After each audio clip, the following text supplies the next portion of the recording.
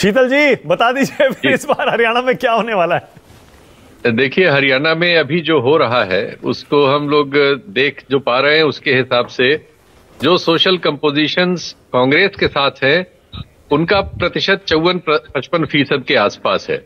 उसमें 4 जातियां प्रमुख हैं, जाट हैं, सिख हैं, मुस्लिम है और शेड्यूल कास्ट है। इनमें उनको घनत्व ज्यादा है।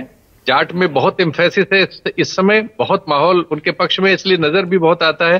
22% के करीब उनकी आबादी है।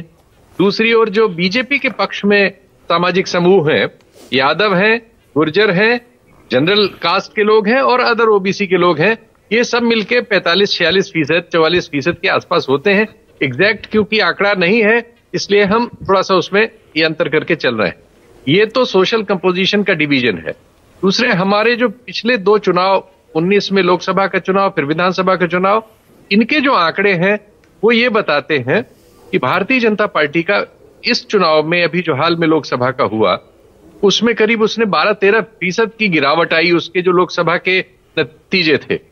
और कांग्रेस में जो वृद्धि है वो 18% के आसपास हुई।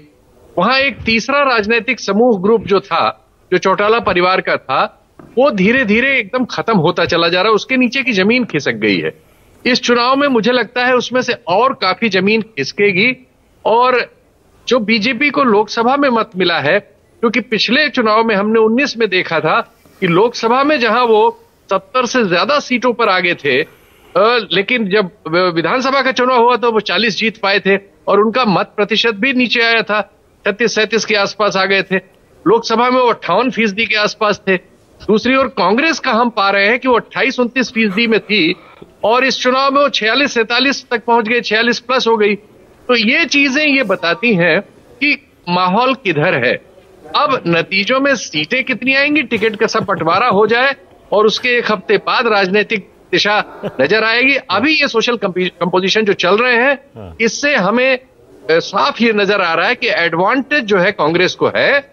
अगर वो सब जो हमारे मित्र अनंत जी ने बताया है कि वो सब जो उनके यहाँ अंदरूनी गुटबाजी वगैरह है वो सब बहुत प्रभावशाली नहीं हुई तो उन्हें सेल कर जाना चाहिए। वो प्रभावशाली हुई तो नहीं जीत पाएंगे।